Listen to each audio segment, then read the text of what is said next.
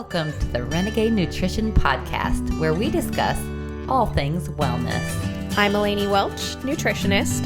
And I'm Kay Boyer, health enthusiast. Welcome back, Renegades. Welcome, Renegades. Welcome. Today we have a really cool guest, and I'm already wanting to pick her brain on all things wellness and good life and yoga. So I'm tickled pink, and I'm going to ask you all the questions today, Fiji. Okay.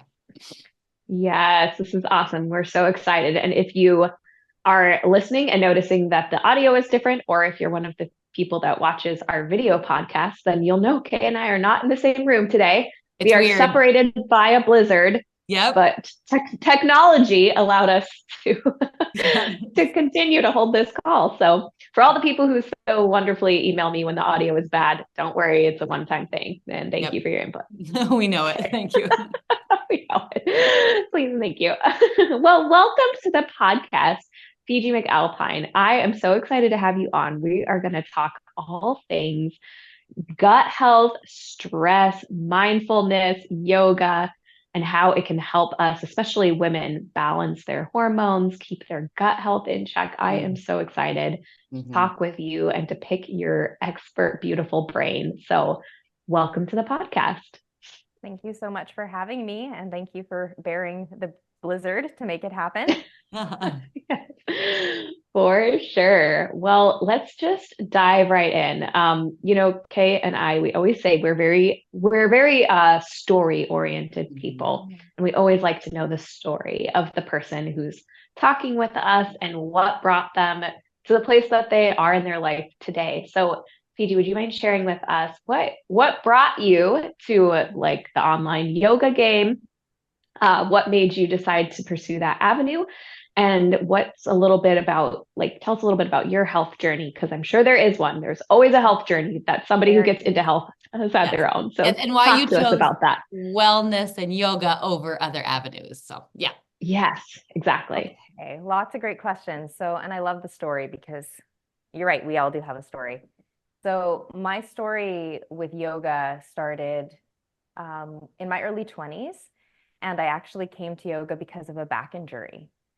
And was going to physio for a while and not really finding any relief from physio. And they suggested I go and try a yoga class.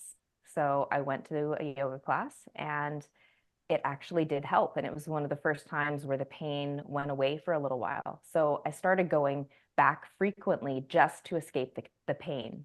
I would take the class, I would be pain-free for a few hours, then it would start to creep back in. So I almost became addicted to yoga quite quickly because I was trying to alleviate the discomfort. And like many things in life, it came in at that time for a reason that was much deeper than the back pain. And I was in university at the time, fairly stressed because I was taking on a lot, and was also starting to develop an eating disorder. Oh, wow. I lived in California at the time, and the culture in California is very look a certain way, be a certain way, just trying to also perform in university and wanting to, be the perfect student. And it was the perfect storm for that eating disorder to sort of take root. So I began to really ignore my body and tune out of all sensations during that stage. Yoga came in unexpectedly. At the time, if I was thinking about it, I would have been more resistant to yoga because it is a healing modality. And I was not of the mindset to heal. I was of the mindset to be not healed. And it just slowly kind of creeps in and does its work. That's the beauty of yoga, is that it works on the subtle body and the subtle energies. So without knowing it, I was healing energy. I was healing trauma. I was healing things that I'd been holding on to. I was shifting my mindset. Yoga also is a really great way of shifting your self-perception. So I thought I was going to yoga to help heal my back, but really I was healing a lot more than that. Oh, how beautiful. And so I speak quite openly about it now too, that I really do believe that it's yoga that saved my life, because it changed that trajectory where I began to feel my body again. And by taking care of my body, I began to care for my body. It was this weird thing that happened. And I don't know exactly when that shift happened. What is it about yoga? And I just talked to my friend last week. She was like, yoga also like helped heal the mental. And what do you think it is that yoga is a physical, but why does it like help heal our soul? Do you have any thoughts on that? Yeah, I do. And it's really interesting because a lot of people point that out. It's just like any other physical practice, but it's really not. Mm-hmm. So we have our physical body, and then we have what we consider in this day and age the mental psychological body.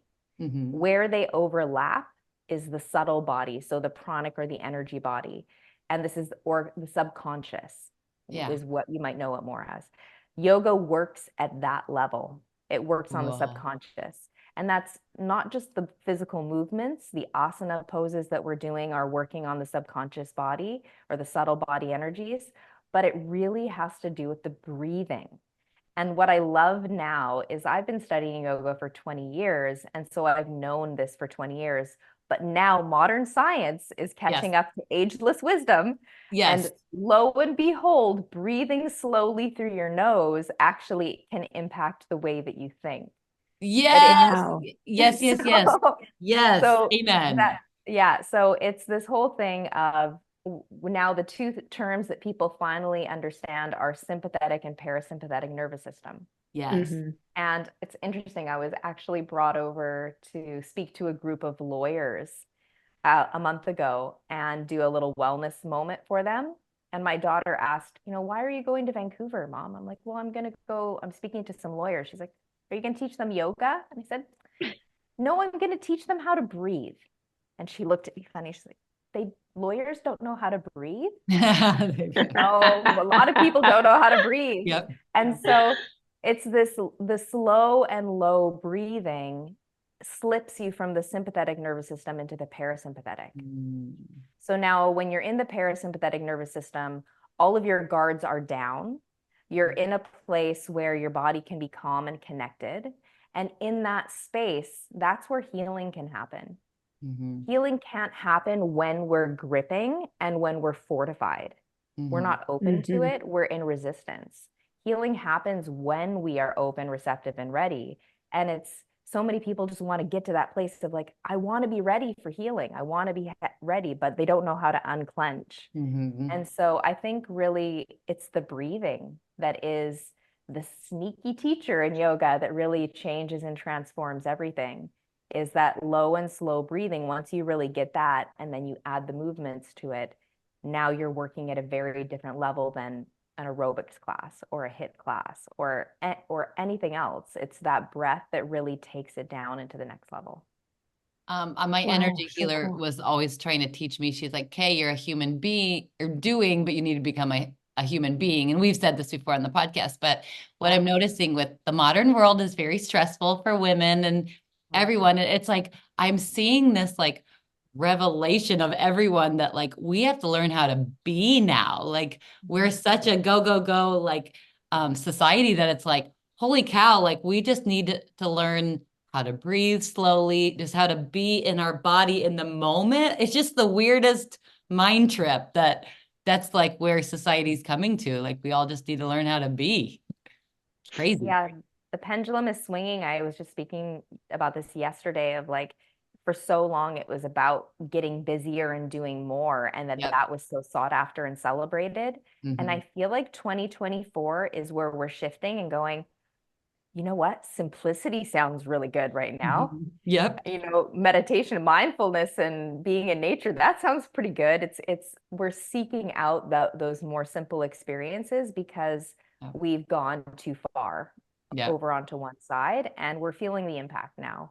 And we're seeing it in our bodies. We're seeing it, in the rise of inflammation. We're seeing it in our minds with all of the anxiety and depression. So our body being is kind of giving us all the warning signs that Mm-hmm. you're way too far over on one side. You need to bring things back to center. Yeah.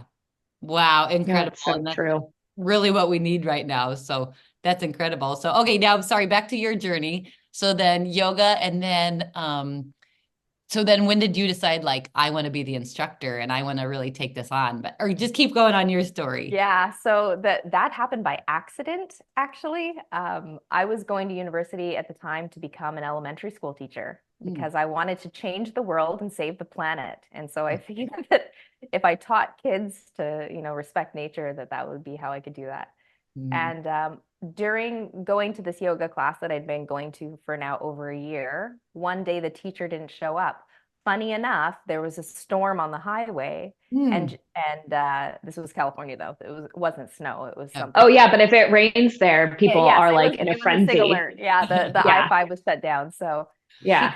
she couldn't make it. But there was 50 of us in a room waiting for the class to start, and then someone came in and said, "She's not going to make it. Sorry, guys, you got to go home." And the guy sitting next to me, I still remember his name is John Gall, and he was such a nice man. And he looked over to me and he said, "We're not going home."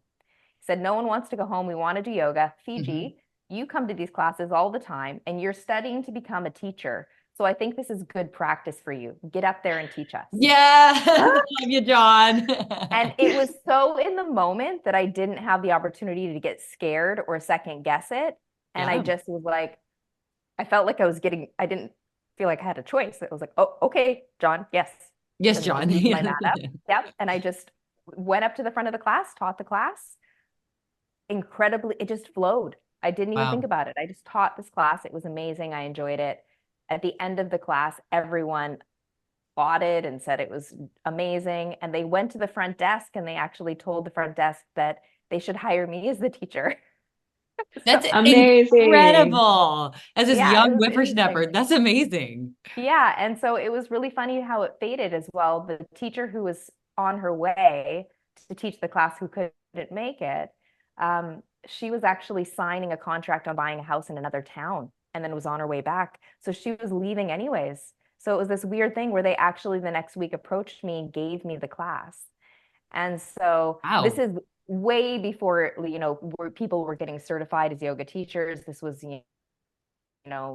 over 20 years ago. So I was just teaching this class, not knowing what I was doing. But once that happened and I taught a few classes, I realized I then wanted to be a teacher, then sought out a teacher for myself and began to take my deep dive and study yoga.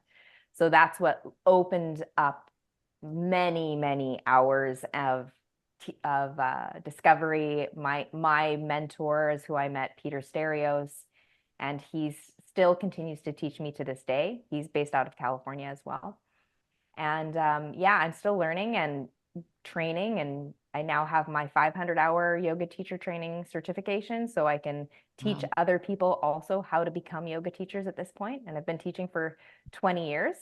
And then the online thing kind of happened out of the blue. I moved from California back to Canada and was teaching in this beautiful little studio in Victoria with some incredible teachers. And one of them was David Precision.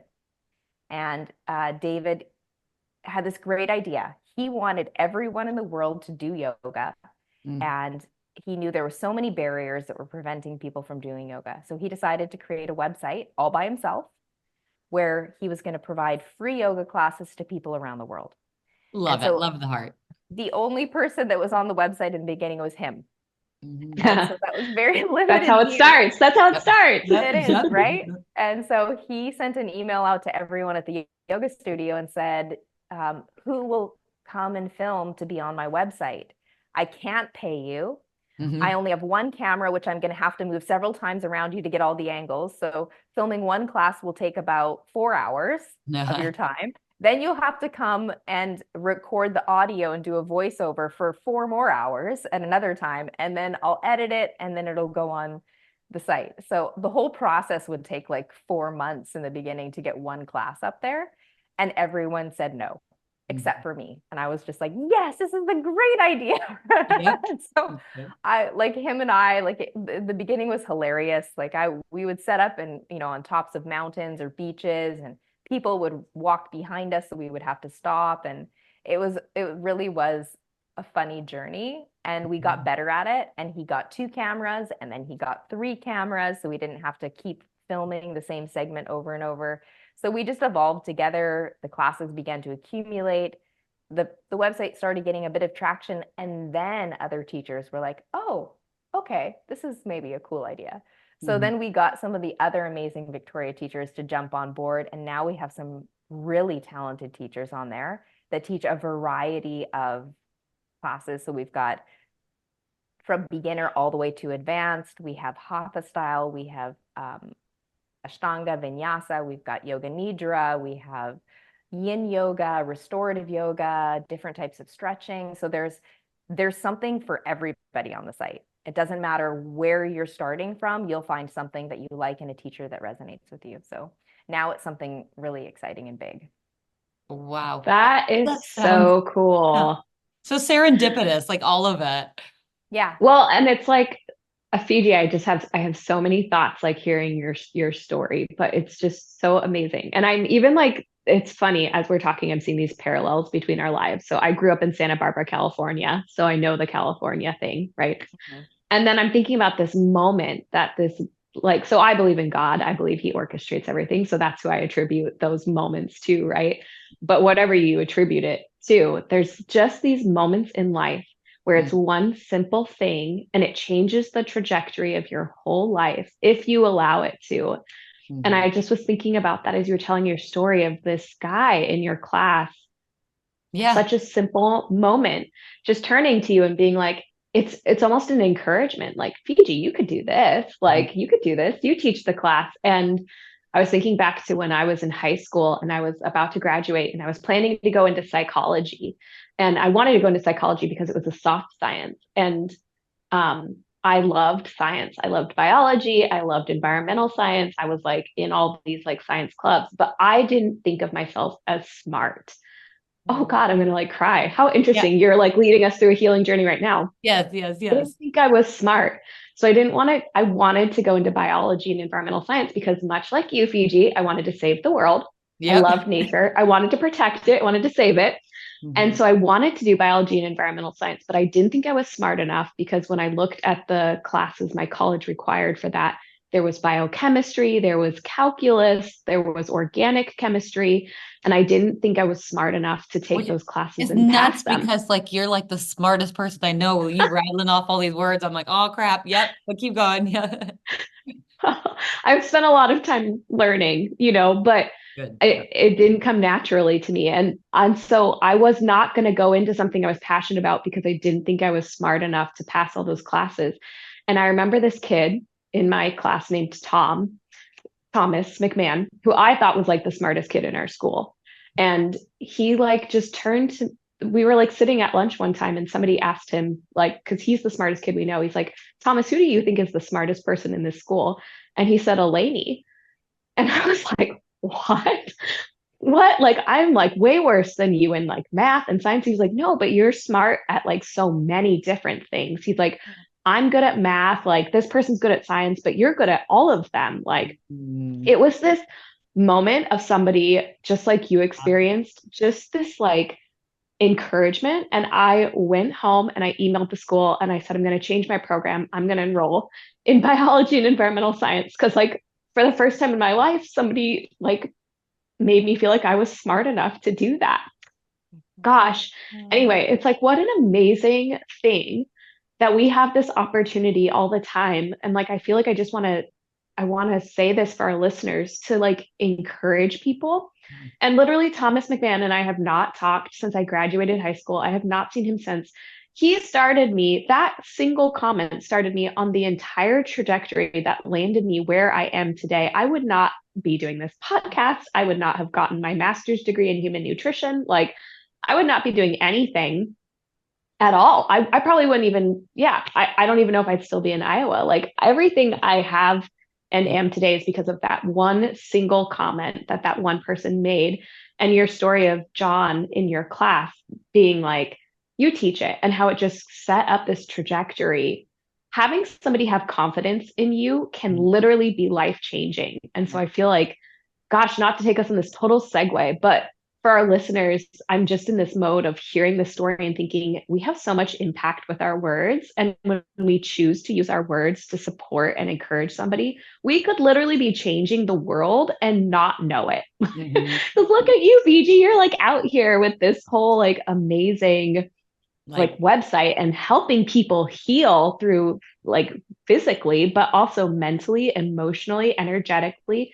Think of how many people have been helped to heal, to live their lives better because you ended up where you were because John in your class said, you can teach this class. Like he encouraged you. How cool is that? It's amazing. It is so amazing. And I love what you say too. I do believe in serendipity, and I do believe there are those moments where something seems to happen and you pause and pay attention, and it does seem like a path in front of you lights up. There's many different ways you could go, but one of them is glowing. And Yeah. it's like, I'm clearly meant to walk this way. I don't know why, but this is the way to go. And this is when to say yes. And so there have been so many of those moments. They're moments of alignment. And also, as well, we get these opportunities with other humans, which is so great, where we get to see ourselves through their eyes. And so for you, you got to see yourself and all of the things you had to offer through the eyes of another who did see your gifts. And so when we have that moment and we actually see ourselves through clarity, which is probably how he was seeing you, because sometimes when we see ourselves, we're not seeing ourselves with clarity. We have so many layers of judgment on top of that.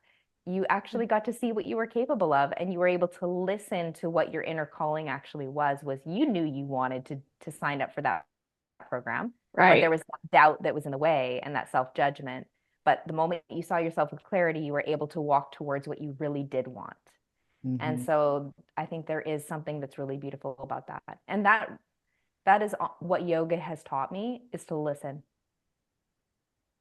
Yoga really teaches me how to listen. It's every time you step onto your mat, you have to actually listen to your body.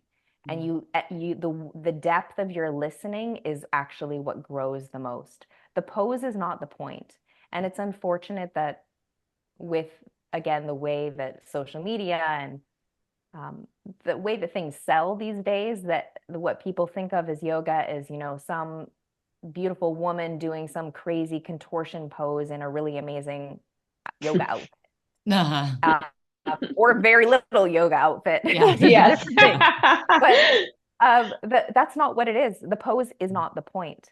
The point of the practice is to be put into some uncomfortable frames in your body and to be able to maintain a sense of inner composure and calm, and to be able to reconfigure the way that you meet that resistance, because we're going to encounter resistance in our life all the time, right? So we seem to only know two ways of meeting resistance, which is fight or flight. It's, and those have different words. So Eleni, you are experiencing flight, which is avoidance. That resistance is there. I'm just going to shy away from it. I'm going to back away. I'm going to turn. Or someone else will attack it and fight it, right? And so neither of them are very effective at allowing us to move towards what we want, or to be aligned with what we want. And we use that word in yoga all the time. It's alignment. Bring yourself into alignment. And it's more than a physical thing. It's an energetic, mental, emotional thing. So that deeper listening is allowing you to go, okay, I don't have to fight. I don't have to flight. What's the third option? And it's pausing and stopping. And in the pause is where you listen, or you see things as they truly are. And then once you have that clarity, you know how to step forward. And so really yoga has just taught me that time and time again. And it's, if I could teach my students anything, that's what it would be, is yoga is that relationship with self, that deep listening and that deep inner alignment, and letting go of all of the stuff that layers on top of it. Yeah, I have a question. I love that. On your journey of being in the yoga space and really growing your business online and with the business people in Victoria, was there ever a time where you felt like, oh man, this is hard, I don't know if I want to? Did you find yourself just pushing through, or did you go in and listen to yourself and that would kind of realign you? Or did you ever got mad at yoga and quit for a little while? How did that kind of go? Yes, all of it actually. Okay, good. Because I quit yoga for a little bit, so that's why I'm asking. It's So I had a something similar to Eleni too. It was a self-doubt of I always knew I loved yoga, but I never believed in myself that yoga could be my job. Yes. Mm. Amen. I'm sure a lot of people feel that. Yes. Yes. Yeah, Amen. I can't do something that I love because that's not, maybe I'm not worthy of that, right? I Mhm. need to do a work job that I don't necessarily like, and then I'll do yoga on the side. So I did that for a long time. I did end up getting my degree and teaching elementary school and in other schools as well. And then after school would end, I would switch my clothes and go to a yoga studio and teach a class in the evening because that was my passion. And so I was doing it while I had my day job. Mhm. Um, but it's interesting how, serendipity keeps pushing you. If you stray, it kind of shifts you. I ended up getting into education at a private school that was for kids with cognitive learning disabilities. Mhm. So there, I actually had the opportunity to learn and train in neuroscience because Oh. it was a program that was based on neuroplasticity back in the day where that wasn't a big term. It was Mm-hmm. cutting edge. And so we were Yep. using different technologies to help kids overcome their learning disability through neuroplasticity. So I Cool. was able to learn a lot. And as I was learning, I'm like, God, this all is so related to yoga. I feel like I'm learning about yoga, and it just kept pulling me back there. So Mhm. it was always poking me. And do yoga with me, I would go and film classes again as my passion on the side. And then suddenly the website started getting traction and they wanted more. And it was like, well, but I don't have time because I'm a teacher. And Mhm. it took a very long time for me to finally make the leap and say, all I want to do is yoga, and I believe in myself and my ability to do that as my job. And there were some people in my life who were encouraging of that, and then there were other people in my life who were like, play the safe game. Don't do Mhm. that. You can't. No, go and get a job where you make this much money and you've got Mhm. security. And so um, it's been amazing though, since I've been following my dream and my passion, all of that rub inside of me is gone. Amazing. I know that I'm doing what I'm meant to be doing. And then the feedback that I end up getting from the world is, yes, you are. It is reaffirming. But it does take a lot of courage to make that jump. And I have had breaks in my practice for different reasons. I have two kids. Mhm. My first child, I was able to practice full on right up until essentially the day I gave birth. My second pregnancy was very different. And I had to stop practicing yoga at about 4.5 months into the pregnancy. Wow. And that was really hard. So there was, about 6, 7 months where I wasn't practicing at all. And I've had different injuries throughout, my experience where I've pulled a hamstring quite badly and, wasn't able to do much of anything. So you have these breaks. Actually, just recently, I wrote about this. I had my first surgery of my whole life. I had to get a wisdom tooth pulled out, and I wasn't allowed to practice for a week.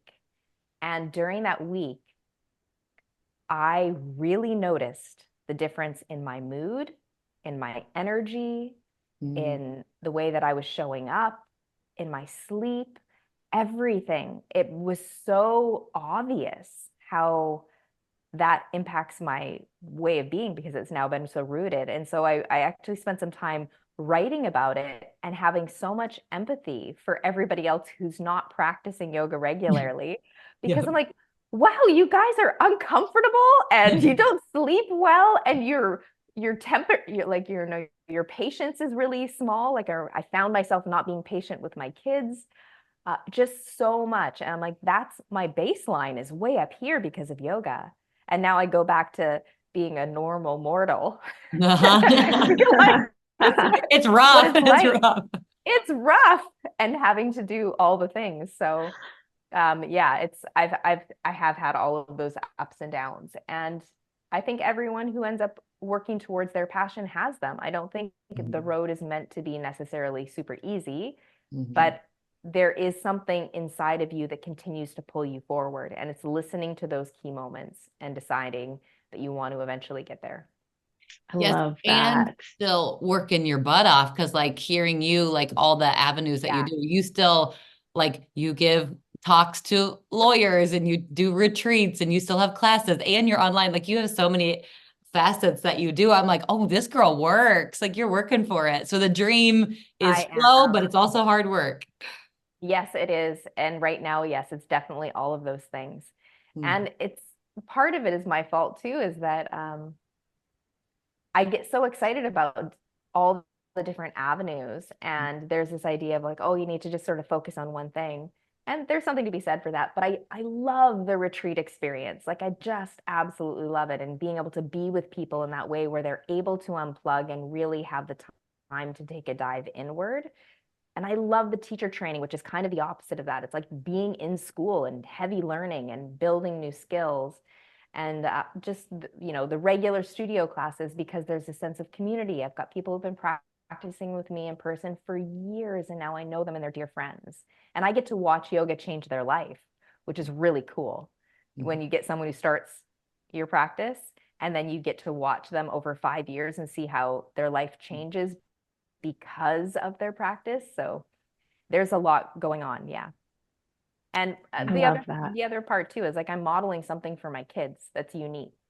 Mm. And I love that. And I think that Eleni, if my daughter can get to that moment in high school and know there are so many ways of doing things and I can follow my passion and I can believe in myself, if I can model that for her so that she hits that point and has a different mindset than we had, that is pushing the needle forward, right, for women and evolution. Absolutely. Yes, I love that. I think about that with my daughter too. I'm like, oh, I love that I had somebody to encourage me. And also I hope you have the confidence to not have to have that. Like I hope you believe in yourself enough that you just know I could do whatever I want to do. And it might be really hard work, but that's okay. Like we could do what we want to do. Well, I just am like, I'm loving this conversation. And I also really want to have the opportunity to dive into the whole discussion of stress and how it Yeah. impacts our hormones and Yes. our gut health and how yoga can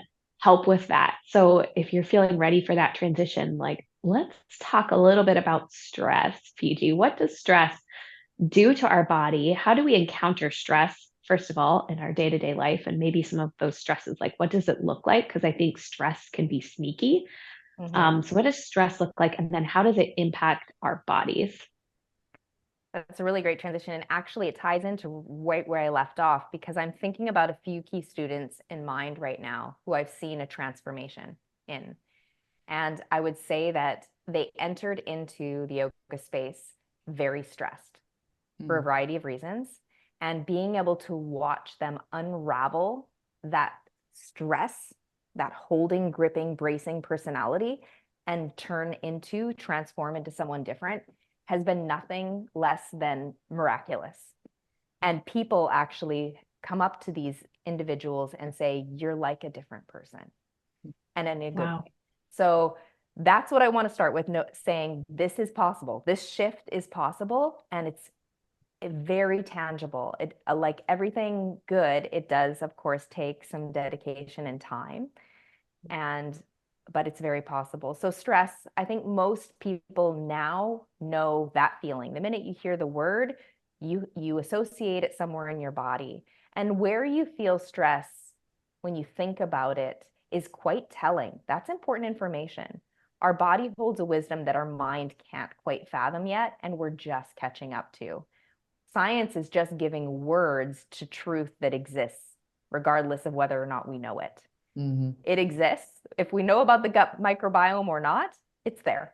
So doing its thing. So knowing, listening to the body is great. So when we think stress, where does your body contract? So for a lot of people, they feel it around the throat, chest, so shoulders. Yeah. Some people, it's the gut, right? So where some people get stress and it's the head, right? Tension at the temples, tension in the forehead. So this is very telling, and yoga really studies that subtle body energetic system. Some people may have heard the term chakras before, and these are just different areas where we might associate with stress or restriction. It's just the flow of energy.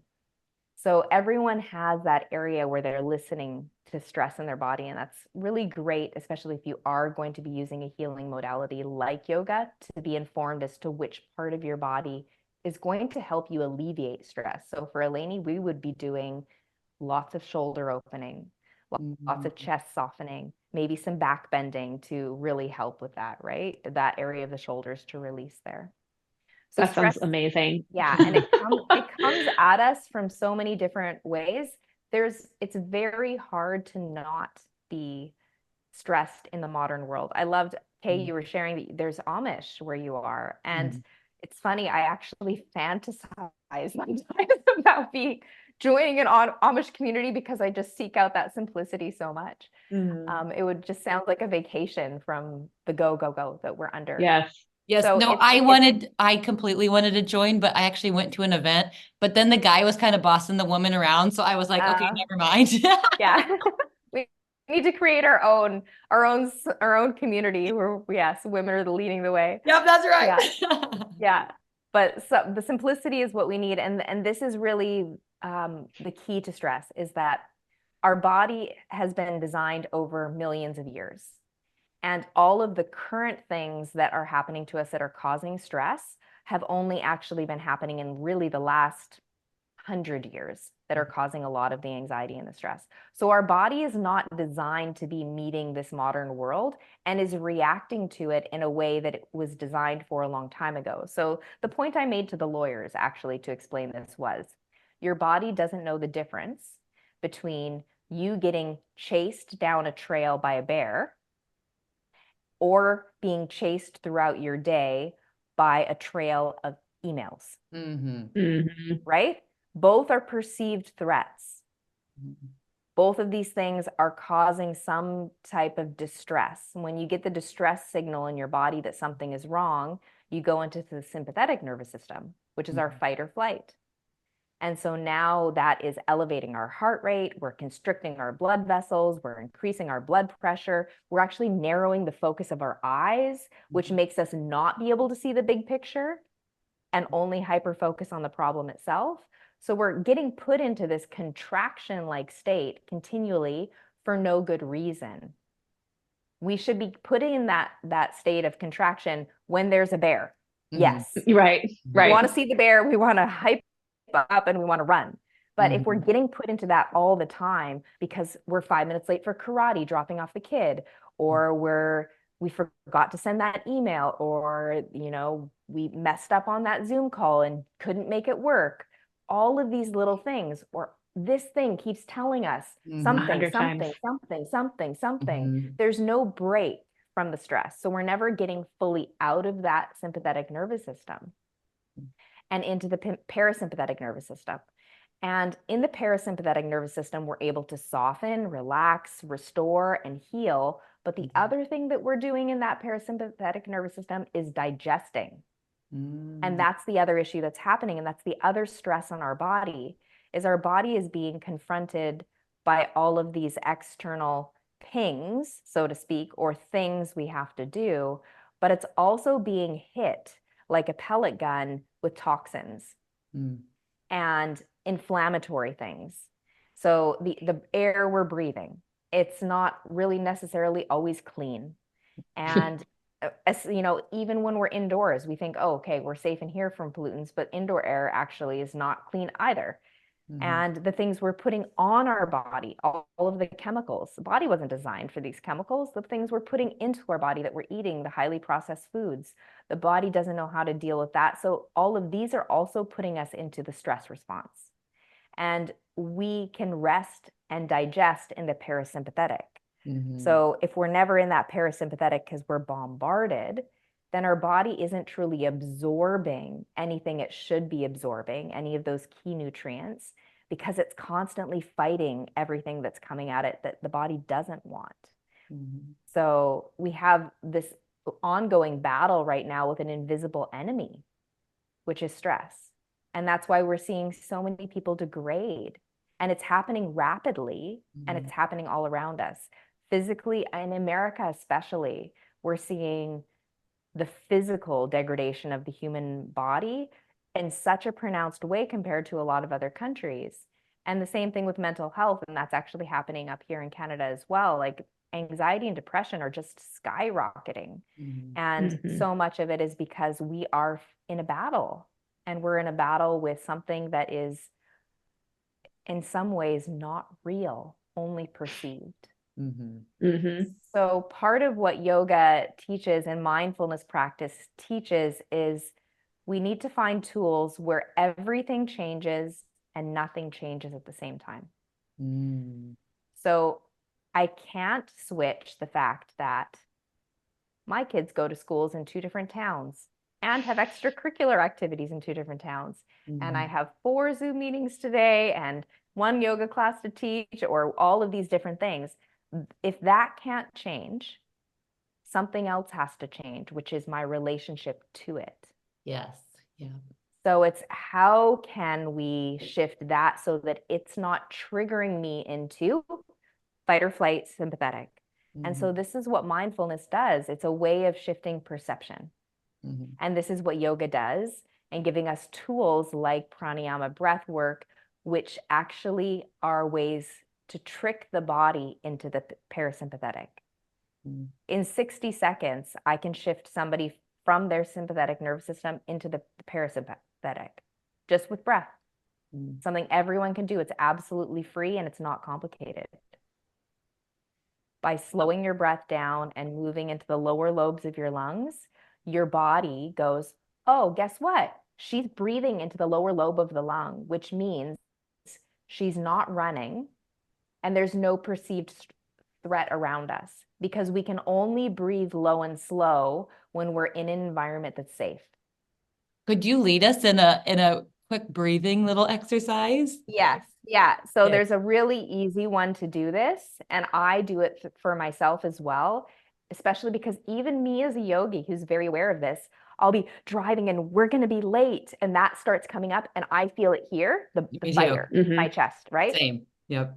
And then I check myself. If I'm having a wise moment, I check myself and go, hold on, wait a minute. No tiger. There's no tiger here. This is perceived threat. It's not real.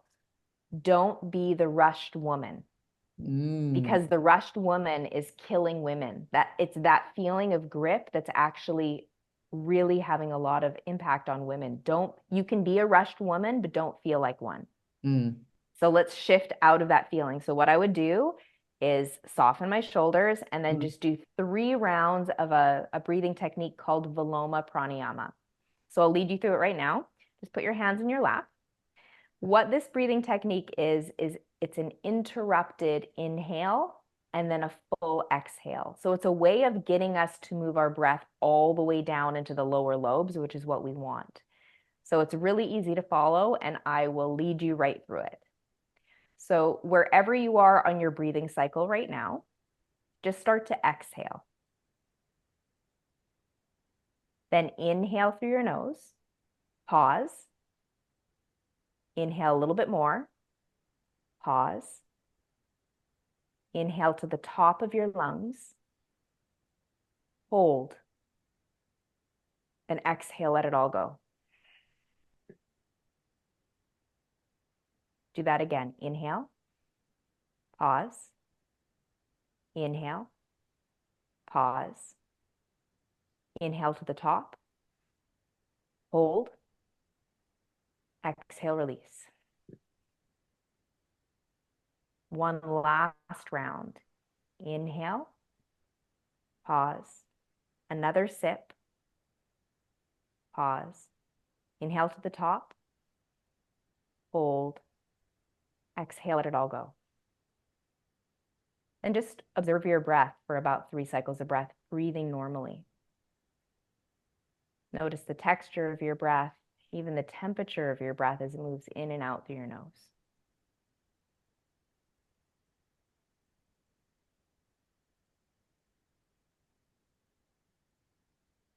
So something as simple as that can reset the way that you're breathing, can reset the way that you're feeling inside your body. And again, nothing's changed. I'm still driving towards whatever the thing is. We're still going to be 5 minutes late, but now the way that I feel about that has changed.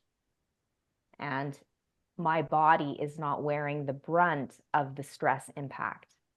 And when we encounter stress, Eleni, I know you know all of this in way more than I do, but when we get that cortisol hit, when cortisol spikes, there's a cascade of hormones that goes through our body, whether we want it to or not, and it's going to start to trigger certain reactions in our body, and certain things are going to happen.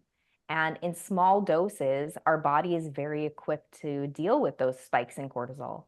But in longer doses and over time, higher levels of cortisol really are not beneficial to the human body. And they end up causing things like anxiety and depression because of the cascade of hormones that's constantly happening. And we can shift down into the gut too. And I love this correlation with yoga and everything, which is that we don't have a localized mind. And a lot of people know this if they really sit with that idea for a moment. You know that your mind is not just up here in your brain. And women especially can identify with this. You have knowings in your body somewhere. You know information. You know how to make a decision, not from your brain. You can actually, why do we have the saying, I had a gut instinct? I felt it in my gut. He made my gut turn, right? Or the heart. The heart has so much. There are brain cells in the heart similar to the brain that know. And so we can feel things in our heart. We actually have, again, these physical associations. So there's so much in the gut and the enteric nervous system as well.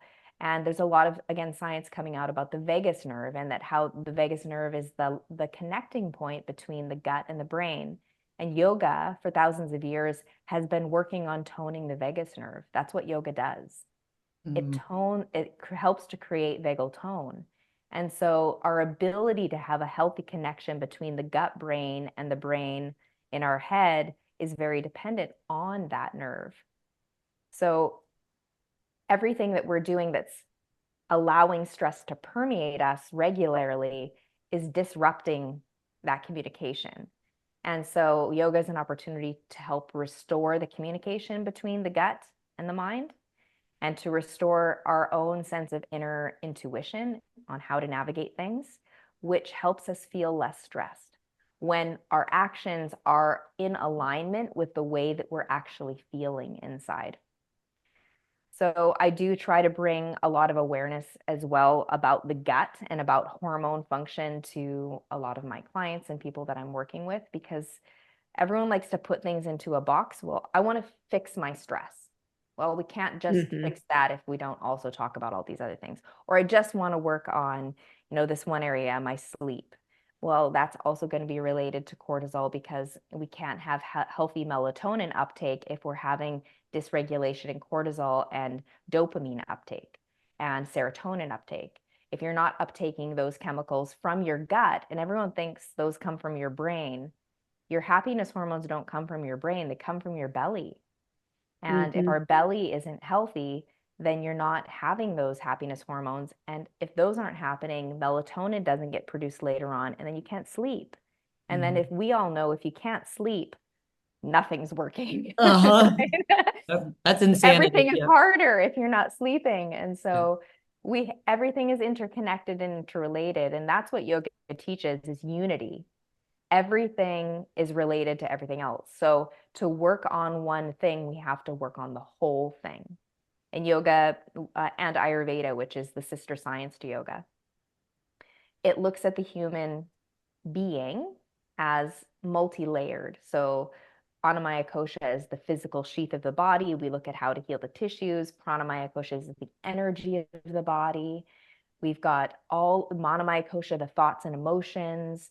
Vijnanamaya Kosha, which is intuition, where we have the knowing come from, and all are in relationship with one another. So we have to look at them all as a whole.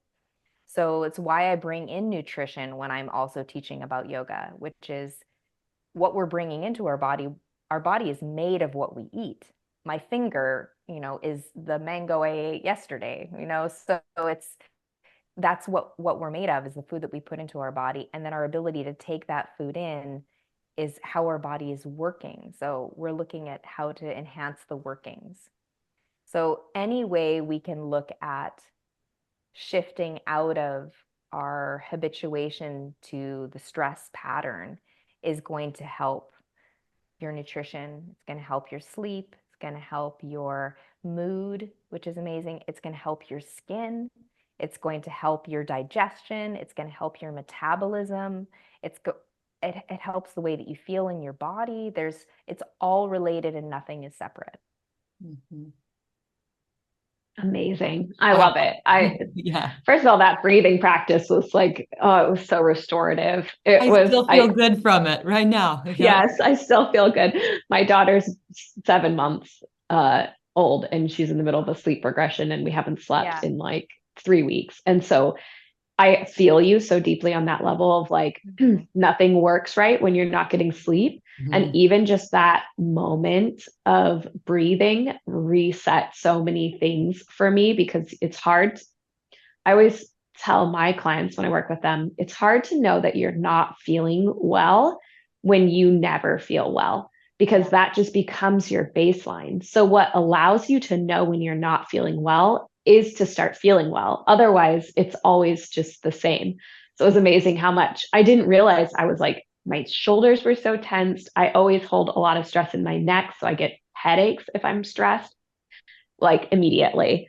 And it's amazing how much that all just like the level just lowered and my body relaxed. And I didn't even realize how much I was holding that from just existing through another day after another sleepless night. Yes. Yeah. And it's I've been there. Yes, I think too. I was just reading some research that actually the gut has as many, if not more, neuronal connections than the brain. Yeah. So we think of the brain as this main epicenter of our body for communication, but in reality, the gut has just as many, if not more, avenues for communication with the body. And it directly communicates with the brain, and the brain directly communicates with the gut. And that relationship within our body is unique. And it's so interesting that we're so dismissive as a society in general, I think, of those gut instincts, gut intuition. When we talk about that, it's usually largely attributed to like women thinking emotionally, or like thinking with their emotions. And it's always this thing that's kind of portrayed, I would say, almost as a weakness. Like we think with our guts instead of with our brains. And we need to just think with our brains because that's the logical part of our bodies. And there's so much that we have to unravel as a society to get back to honoring the ancient wisdom of our bodies and our gut communication, where it literally has as many ways to communicate with us as our brain has. Why wouldn't we listen to it? Totally. Yeah. Yep. And I work with clients all the time and I ask them always, when we're talking about emotional things, where are you feeling that in your body? And so much wisdom does come right from the gut. And a great question to ask too is, especially with women, how many times have you listened to your gut and then it was wrong? Hardly ever. But how many times have you chosen to not listen to your gut and then something happened that you'd wish you listened to your gut? Absolutely.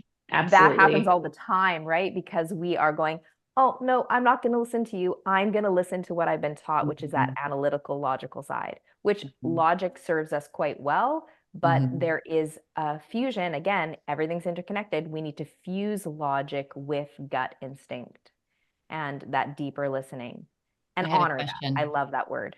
So I also have shut down my feelings, and and I'm an Enneagram 7, so I think I'm in the thinking center and I'm all thought and no feeling. I shut that down a long time ago. So I'm learning to tune into my feelings.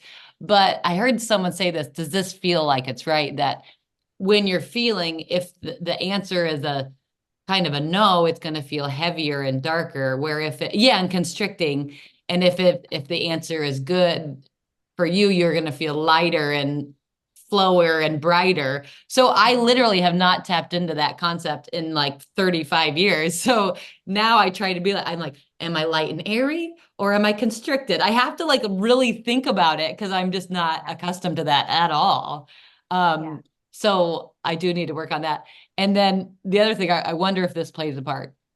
Have you heard when Olympic athletes, when they go to do a performance, they have that feeling where they're like, oh, I'm scared, but they describe it as I'm excited, where another person might say I'm scared. So then I'm like, well, wait, then is it just perception? Am I just telling myself I'm excited or scared? Or what are your thoughts on all of this? I'm not quite tapped in on listening right to my body, is what I'm saying. You know what, Kay, you're the norm now, Yeah. though.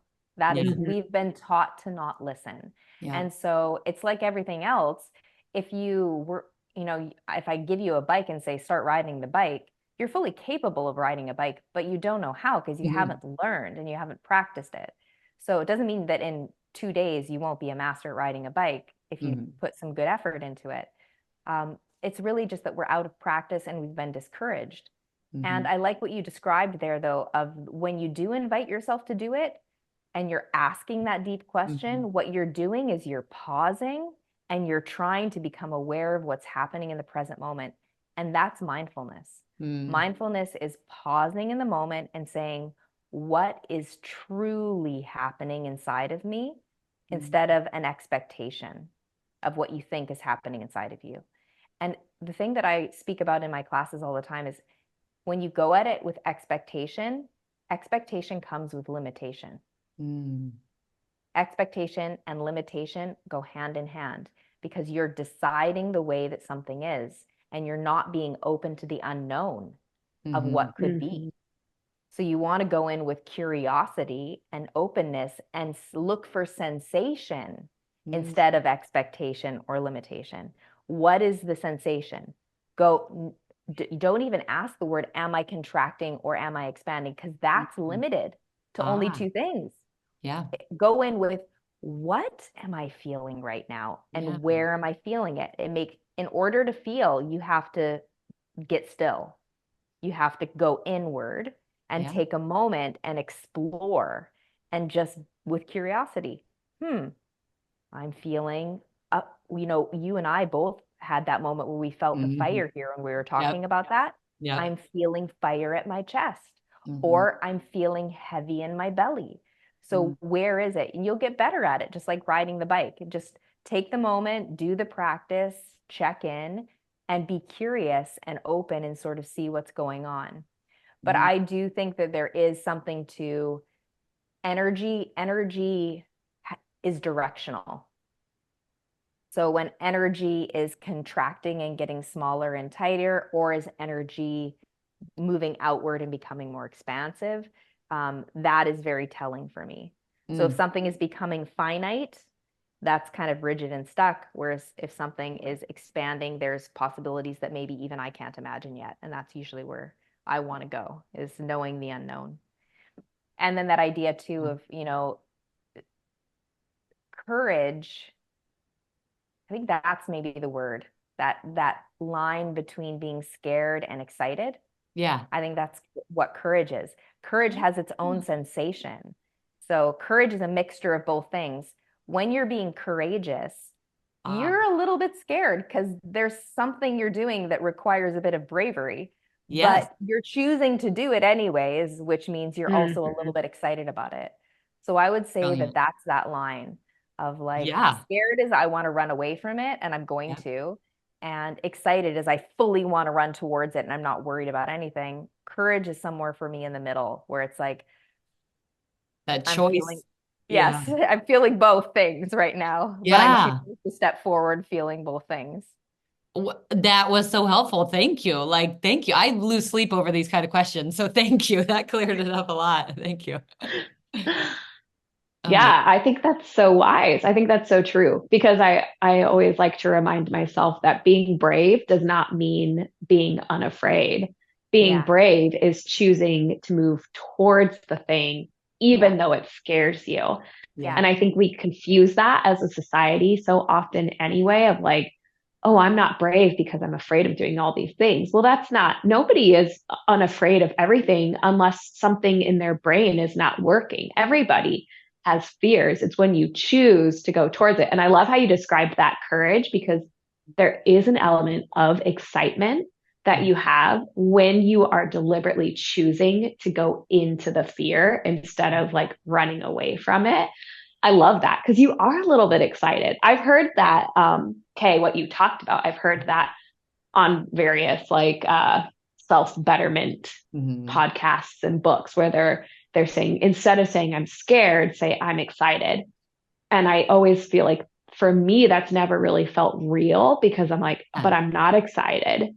But Yeah. there is something that's exciting about going and doing something that you're afraid of because you Yep. know that you're going to do it and you're going to feel awesome after you Yep. do it because you chose. Yes. You chose to be courageous. And that is a good feeling. And you are excited about that. Like, I'm going to feel so awesome after this because I faced my fears. Like, yeah, anyway, I love that. Courage being the center point. I love that. I Love that. agree. I'm taking that in my brain forever. That is so brilliant. And or I wanted to say too that a lot of times I think that me or modern people think in this world that it's like, oh man, if I just didn't have any stressors, I'd be happy, right? Like if I lived in a vacuum, all would be good, but I have all those stressors, like you said, like, Mhm. all the things on our to-do list. But then thinking about what you said, that courage is that thing of like, people are happiest when they have like, when they're empowered, when they have agency and they have gratitude and they're mindful. Like that's kind of an equation for a happier state. So even in our world where we have all these stressors, it's not saying all the stressors need to go away because that can't happen. It's like we do have bills. We're all going to have bills, but it's like to say to yourself, well, I have the courage, I have the power within myself to earn money this way or earn money this way or not spend money or whatever, but to really be like, wow, to have the courage to know that you have the agency to do things in the mindful way. That's such a recipe for like sanity. It's so brilliant. Anyway, It just is. throwing all that out there. Everything changes and nothing changes at the same time is really what it is. Yes. So Crazy. how do we shift that?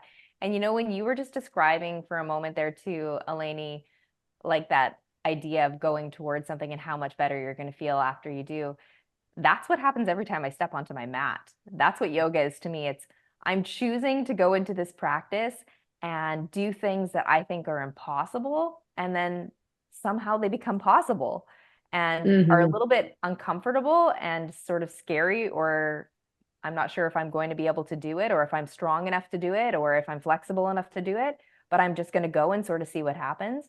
And then you end up coming out the other end just going, wow, I met all these moments where there was uncertainty. I met all these moments where there was a little bit of fear or excitement, and I came out the other side. So I love that yoga is called a practice because it is us getting to practice how to do that over and over again and then take that out into the world in the situations that we end up meeting.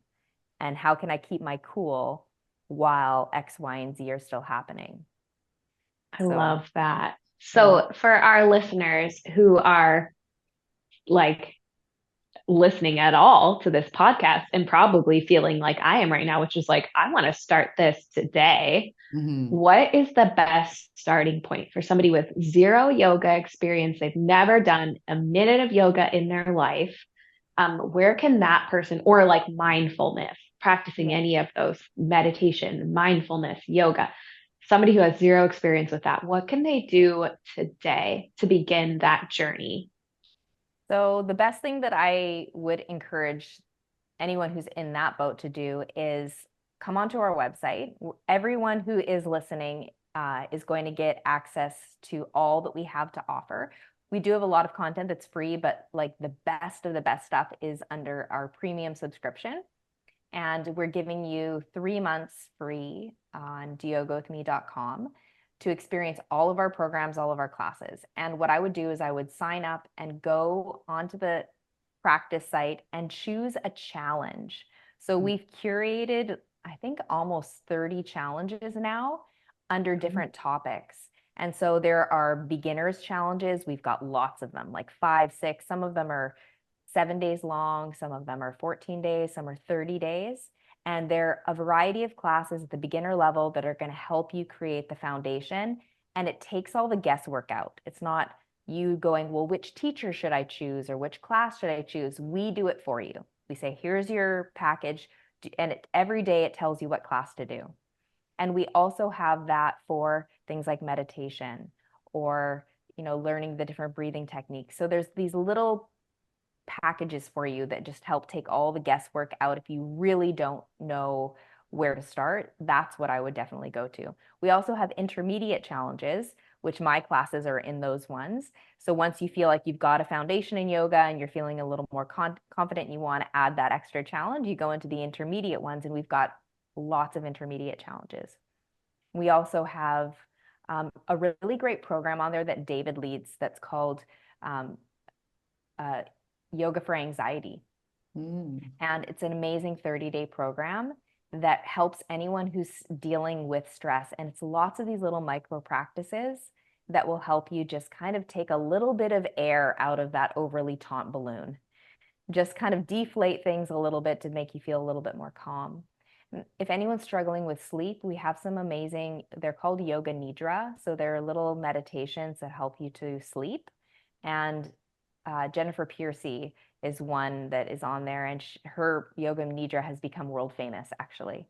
So people from around the world do this on a regular basis because it's just such a great sleep aid. So lots of resources on there to start with right away. So I would just go in there and choose a beginner challenge if you're a beginner, or an intermediate challenge if you're intermediate, and just start to find ways to integrate yoga into your life.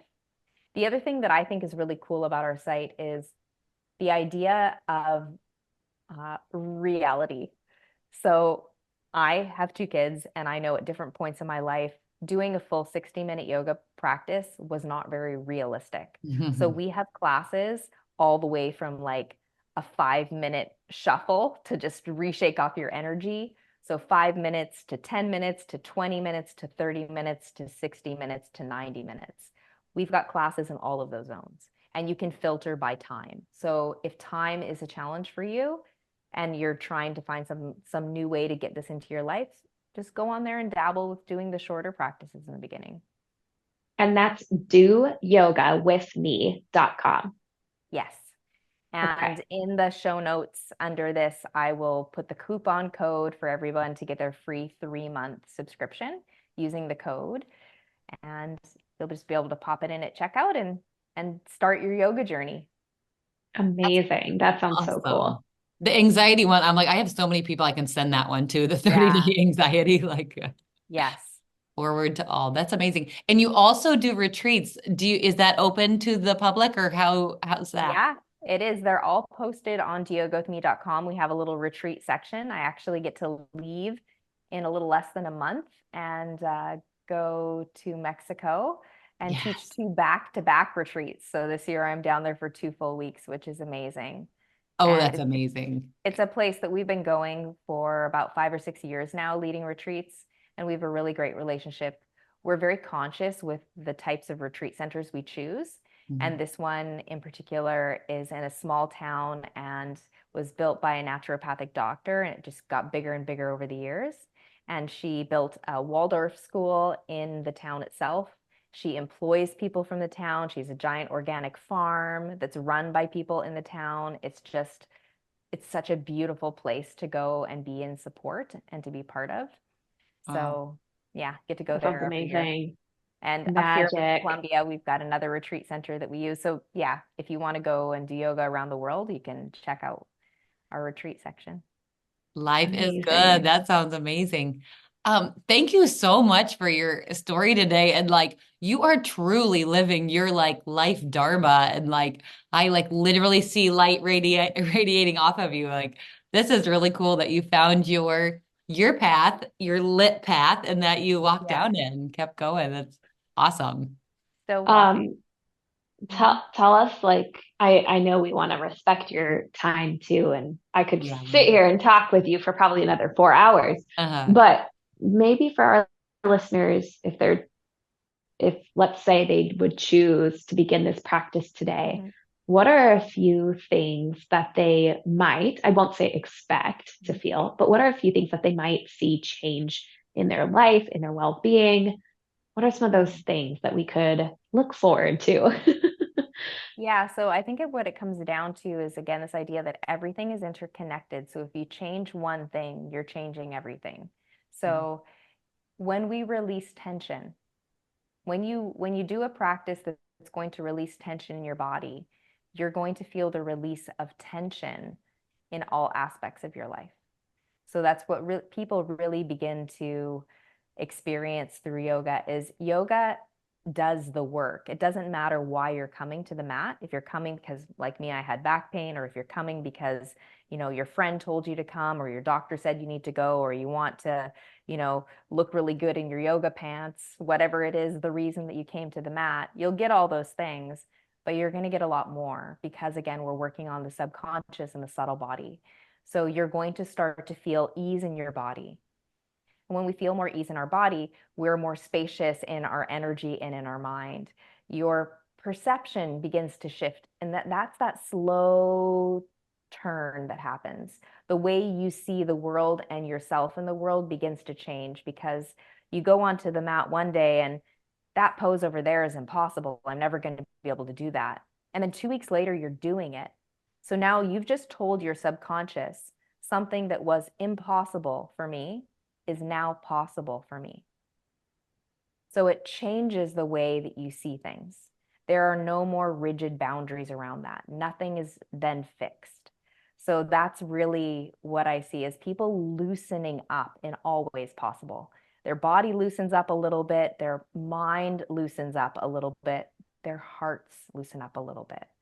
So it's that idea of just becoming a bit more spacious. I love it. That sounds great. Yep. Yep. I told you earlier I broke up with yoga a little bit, but I'm back. You have me back on the train and Oh, good. I'm Yeah. gonna go. I would Snow day. love I'm gonna for go you do it to today. take one Let's of do my it. classes. Take one of my classes and send me an email afterwards. I want to hear your Absolutely. experience. Absolutely. I absolutely will. Sounds perfect. Yeah. Yeah. And Yep. I know we didn't really get into the hormone piece today, but I love the conversation that we've had. Hmm. And I feel like we'll want to have you back and talk about that piece as well and our Oh, there's hormones so because much. Yeah. there's so much to that. And I feel we wouldn't do the topic justice if we tried to cover it No. now Sure. in a few Yeah. minutes. So I Yeah. think that's its own episode. So for those of you who are listening and want to hear more from Fiji, we'll definitely have her back on again to talk about that piece. But I think, we've covered really so much of how the body is impacted by stress on the surface level. We didn't dive super deep into any topic, but covering how much stress impacts us physically, mentally, emotionally, such good imagery when we picture, it's the equivalent of being chased by that bear or by that tiger 24 hours a day. You can imagine how that would feel.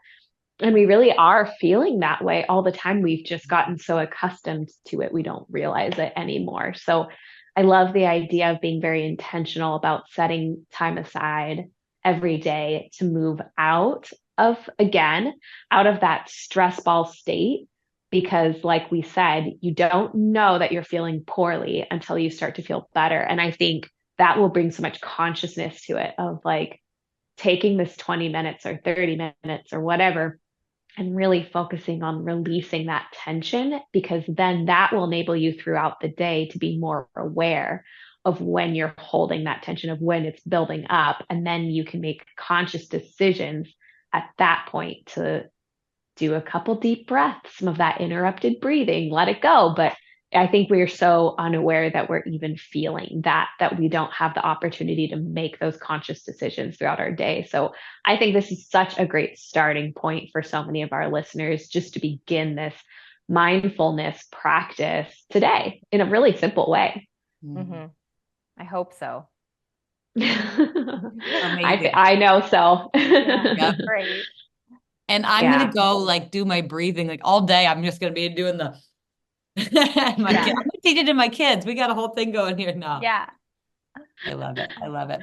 Well, Fiji, Yes. thank you so much for all that you do in the world, and that I just appreciate very go-getter personalities that just really followed their passion with hard work, and it pays off, and it's incredible. And I look forward to having you back on for the hormone talk. Awesome.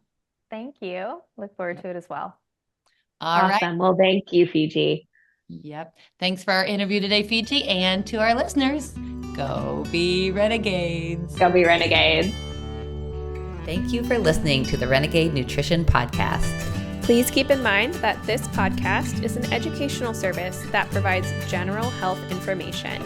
The content on this podcast is not a substitute for direct, personal, professional medical care and diagnosis. You should always talk to your doctor before making a dietary or lifestyle change. Go be renegades! Go be renegades!